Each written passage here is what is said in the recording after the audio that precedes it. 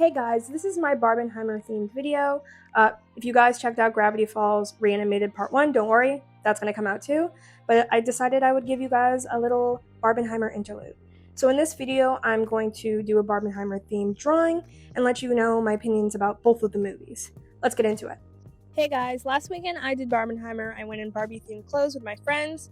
I was going to combine it with Oppenheimer, like with the hat and the suit, all that stuff, the blazer, but I was like, I can't, way too hot, couldn't do it. So I'm gonna give you my opinions about the Barbie movie, and then we'll go into Oppenheimer.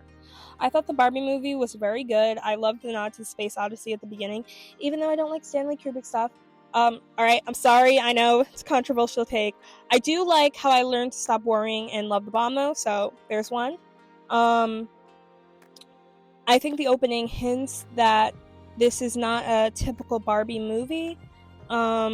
And yeah, I just think it's a good opening.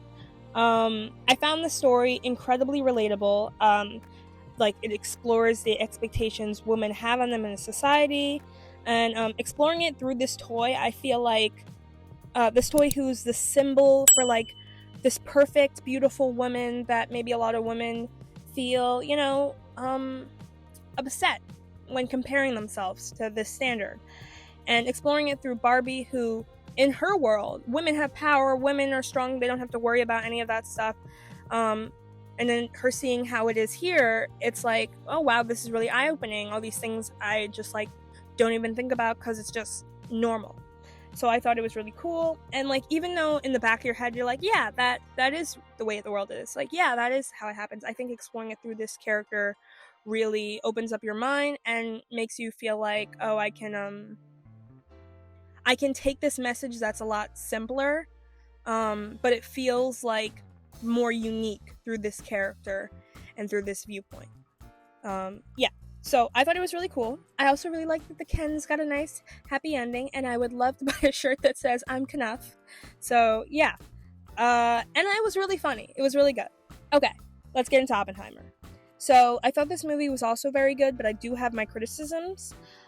This movie explored Oppenheimer as this very morally gray, interesting character who honestly I don't know how I feel about at the end of the movie. He's arrogant, he cheated, and the movie never fully lands on telling us if he feels guilty about helping make the atomic bomb happen. So Robert Downey Jr.'s character Strauss even publicly says, he even says that he never publicly admitted to feeling regretful for causing the bomb, or helping cause the bomb to be dropped on Japan.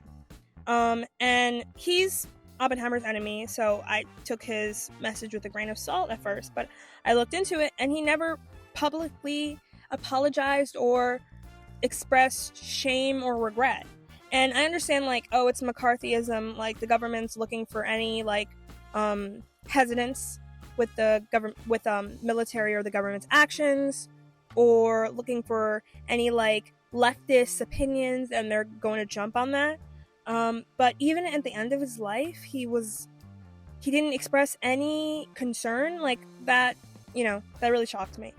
So I also do really love Einstein. I didn't know he was going to be in this movie, to be honest. It was a little embarrassing because I do love history. I'm not great with dates though. So Einstein was great. This movie was also shot really well. I thought the way they visually showed the effects of the bombing was really cool. There's this part where he's doing a speech on how, oh, I'm so happy we got to bomb Japan, and I only regret not being able to use it in the Germans, and blah, blah, blah. And you can tell he's got like this inner turmoil, and the room gets really light, like it's the bomb, like overpowering them.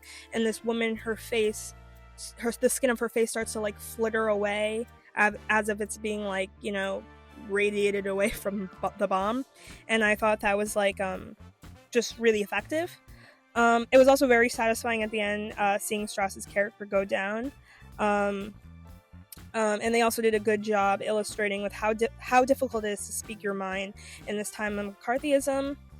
Okay, let's go to negatives. So there's a scene where Oppenheimer is being questioned in this closed hearing, and basically the idea is Strauss wanted to destroy his character, but didn't want to have to actually make it a court case, because a court case you have to prove things. There are certain protections he would get, like they sprung like papers on him in the case, like, oh, we didn't show it to your lawyer. Well, it's not a court case. We're not charging you with anything, so it's more acceptable. Like, I can do this. And basically, during that, they brought up the fact that he had an affair, and he admits to it. And to illustrate this visually, we have Florence Pugh's character appear on Oppenheimer's lap, and naked, giving him a lap dance, while we have his wife like staring at her in the eyes, like disgusted and upset, and Oppenheimer like just sitting there like a stiff oh my god, I don't like describing it that way, sitting there very like stiff and uncomfortable. That's what I'll say. And the camera pans over, and he's naked too, and it's like, oh my gosh, he's so vulnerable. He's like emotionally nude, blah blah blah. I thought that scene was stupid. I feel like Christopher Nolan just put it in because he wanted to have more scenes with Florence's boobs in it. And yeah, it just felt stupid. I didn't like the scene. I get the idea, but come on. Okay.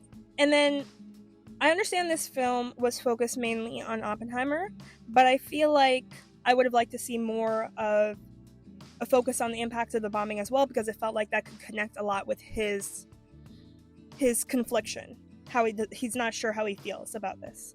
And I get it. There's a lot of great movies about this, and I haven't seen those movies, so maybe me just seeing this movie first and then like looking into this and being like, oh, I feel like we could have got more into the effects. Maybe that's why I'm feeling this way.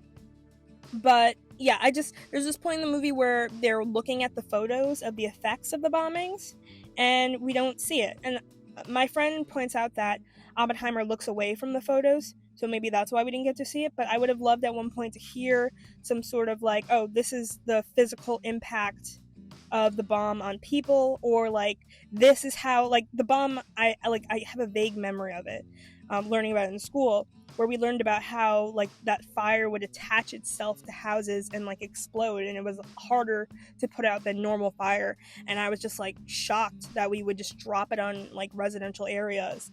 And I don't know, I felt I would have liked a little bit more of that. I also like to learn more about like how this impacted the Native Americans in the area. I know that one I feel like would be harder to put in, just because that's a years later thing. That's like us not paying attention to the death toll or the effects that it causes on that area, like of repeated test bombings. Anyway, but yeah, I don't know. I would have liked a little more of exploring the effects that the bombing had on those areas. Anyway, and because I feel like it connects with Oppenheimer's conflicted psyche. But in the end, I think both movies are great. Both movies are worth watching. I definitely will be rewatching Barbie with my family. Probably not Oppenheimer, but honestly, even if all my criticisms were gone, I probably wouldn't rewatch this just because of how long and depressing this movie was. It was still worth the watch if you haven't, but yeah. So I'm gonna not at all awkwardly segue to the finished drawing.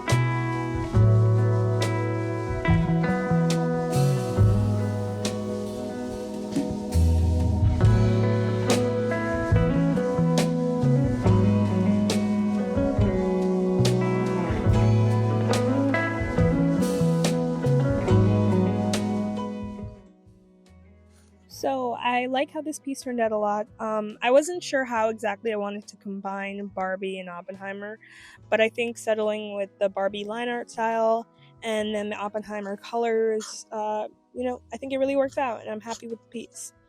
Yeah.